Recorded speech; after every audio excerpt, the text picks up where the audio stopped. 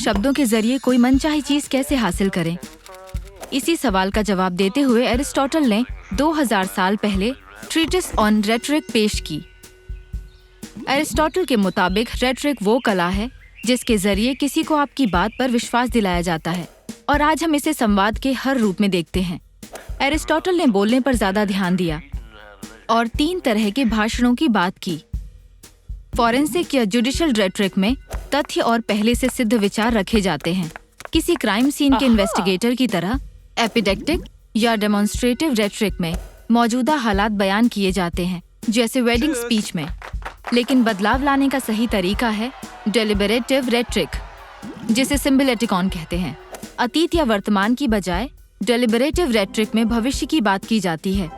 ये नेताओं की भाषणबाजी है। किसी नए कानून का भविष्य पर क्या असर पड़ेगा उसकी कल्पना करना, जैसे रोनाल्ड रेगन की चेतावनी कि मेडिकेड पॉलिसी से समाजवाद का नुकसान होगा और आने वाली नस्लें अपने बच्चों से कहेंगी कि किसी समय अमेरिका में हर कोई आजाद था। लेकिन ये बदलाव की मांग करने वाले क्रांतिकारियों की भी भाषा है, जैसे मार्टिन लूथर किंग जूनियर का सपना कि उसके बच्चे एक दिन ऐसे देश में रहेंगे जहां उन्हें चमड़ी के रंग से नहीं बल्कि उनके व्यक्तित्व के आधार पर आंका जाएगा।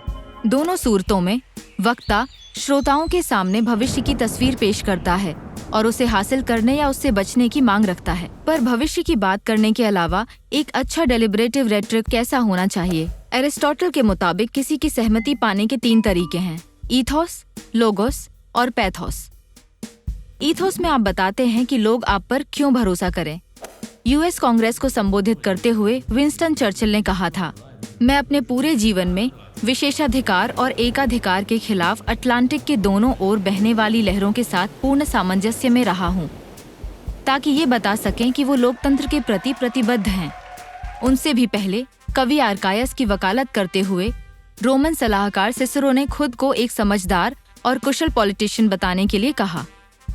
उदार विज्ञान की अपनी समझ के तहत और अपने प्रशिक्षण के आधार पर मैं स्वीकार करता हूँ कि मैंने जीवन में कभी इसका ज्ञान प्राप्त करने से इनकार नहीं किया, और अंत में आप खुद को इच्छाओं से मुक्त बता सकते हैं कि आपका कोई निजी स्वार्थ नहीं है।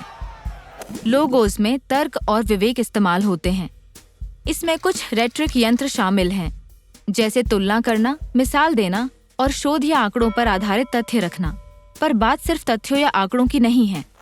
भाषण की बोली और ढांचा भी मायने रखते हैं। मूल बात है किसी को विश्वास दिलाने के लिए सही जानकारी का इस्तेमाल करना, जैसा सोजर्नर ट्रुथ ने महिलाओं के अधिकारों के लिए कहा, मुझ में किसी मर्द जितनी ही मांसपेशियां हैं और मैं किसी भी मर्द जितना काम कर सकती हूँ। मैंने हल चलाया है, फसल बोई है, भूसी साफ की है, छटाई की है, कटाई की है। क्या कोई मर्द इससे ज्यादा कर सकता है? दुर्भाग्यवश वक्ता लोगों को गलत जानकारी देकर भी प्रभावित कर सकते हैं, जिसे दर्शक सच समझ लेते हैं। जैसे इस झूठ को लोग आज भी सच मानते हैं कि वैक्सीन से ऑटिज्म होता है। और अंत में पैथोस यानी भावनाओं का इस्तेमाल। आज जब मीडिया हर तरफ है, ये सबसे असरदार है। पैथोस अपने आप में अच्छा या बुरा नहीं होता, लेकिन कभी कभी ये बेतुका हो सकता है। जितनी आसानी से ये शांति की सहमति बनाता है, उतनी ही आसानी से युद्ध की भी। ज्यादातर विज्ञापन, जैसे हमारी हीन भावना कम करने का दावा करने वाले ब्यूटी प्रोडक्ट्स या हमें शक्ति का एहसास दिलाने वाली कारें, पैथोस का इस्तेमाल करती हैं।